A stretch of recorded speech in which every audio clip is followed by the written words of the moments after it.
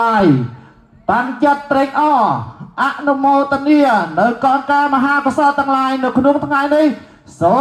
មអនុមោទនាសូមអនុមោទនា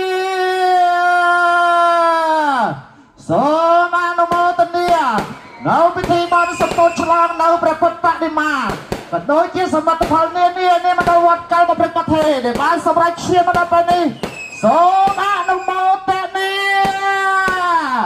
សូមអនុមោទនាហើយកងការមហាកុសលទាំងឡាយដែលញាតិញោមប្រជាមិត្តពុទ្ធបរិស័ទ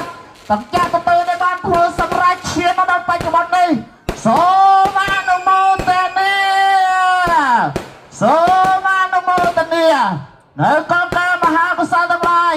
ដែលញាតិញោមបានបំពេញក៏ដូចជាបានធ្វើបានសម្រេចជាស្ថាពរដោយកម្លាំងសាមគ្គីភាពដោយសេចក្តីជំនឿជឿជាក់នៅក្នុងព្រះពុទ្ធសាសនានៅពេលបច្ចុប្បន្ននេះក៏ដូចជាអនាគតជាតិសូមអនុមោទនា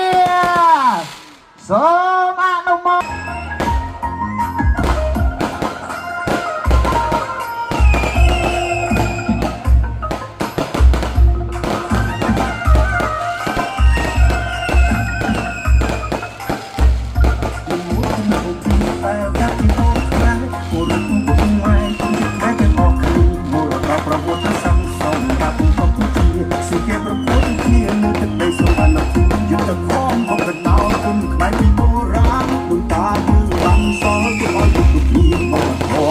រិទ្ធនាំគ្នា